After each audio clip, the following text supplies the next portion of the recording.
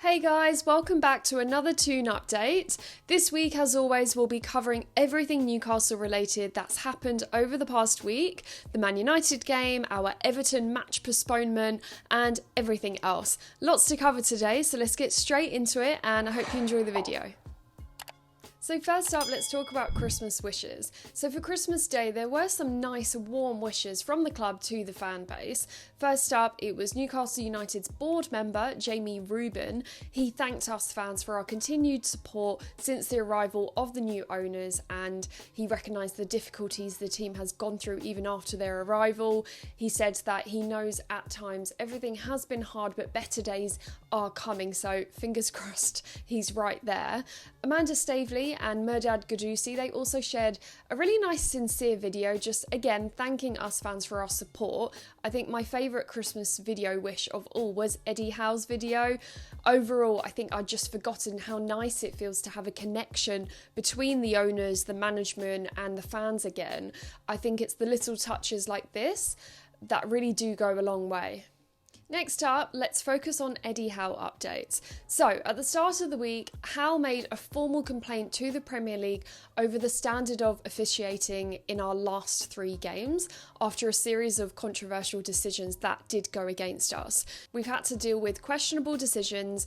You guys, you've seen it all. I'm sure you have your opinions. A classic example was against Liverpool, where Isaac Hayden was clearly hurt inside the box, but, the referee Mike Dean failed to stop the game, which resulted in a Liverpool goal. Hopefully things change for the rest of the season because, like I said, it's the last thing we need, and I'm not sure how much more I can take of this. Regarding our relegation battle, Eddie Howe has suggested that we fans should stay calm, and he knows that we're in a bad position.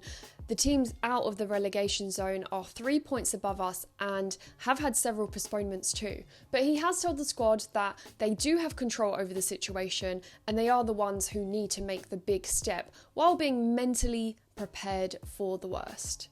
I think apart from a good manager, I just feel like Eddie Howe has fantastic man management skills. I really do like his focus on the psychological aspect of the game.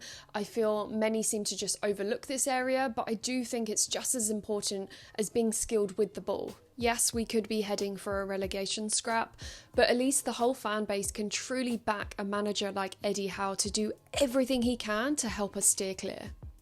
Moving on, it's time to talk about performances, and this week we played Manchester United at home.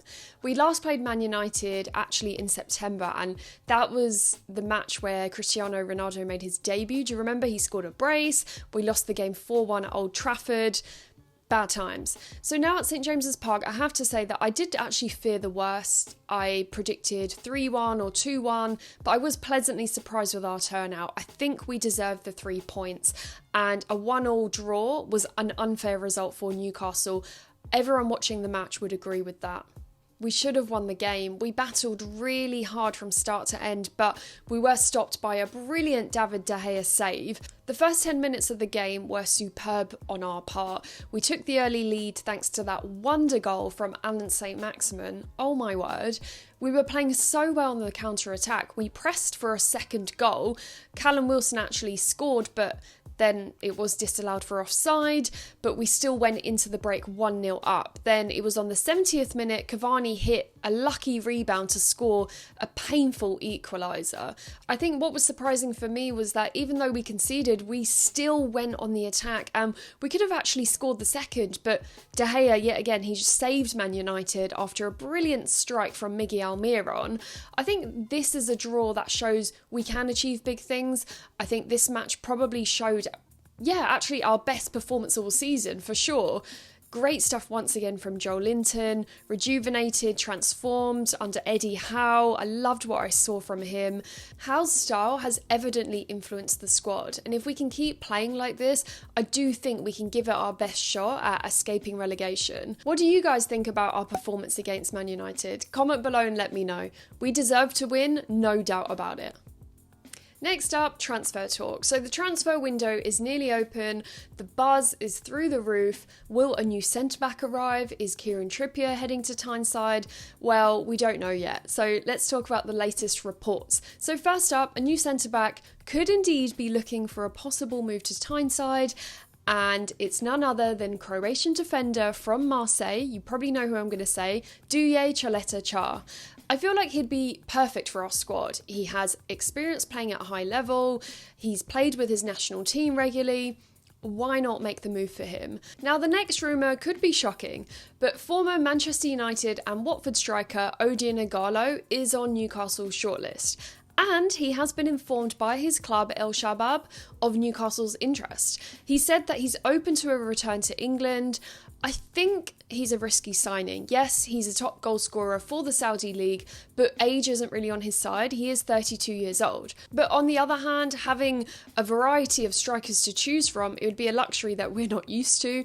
I think Ighalo could be a secondary option. What would you rather? A signing like Ighalo or a younger option as backup for Callum Wilson and Joe Linton? Do comment below. I think one thing's for sure, this signing needs to be the priority because now we're going to talk injuries, and unfortunately it appears Callum Wilson is out for a while. So, we saw Wilson, he picked up an injury in the Man United game, so what's the latest on that? Well, it seems he's torn his calf muscle, ouch. And the latest update is that he could be out for a month to 6 weeks, still dependent on recovery of course. Then Alan Saint-Maximin, he also picked up an injury this week, also a calf problem, but reportedly not as serious. I can't help but think that our match postponement this week is really good timing for Alan Saint-Maximin to just take some rest and recover quickly in time for our next clash. The other teams around us are very well rested. Which brings me on to the next topic. So now let's talk about the match postponement. We were due to play Everton away on Thursday. The Premier League announced that the match has been postponed after the board granted Newcastle's request we made due to the outbreak of COVID-19 cases and injuries in our squad. We had 2 keepers on the bench against Man United, for crying out loud. Our players are limited, it is what it is, and I'm really thankful for this postponement against Everton.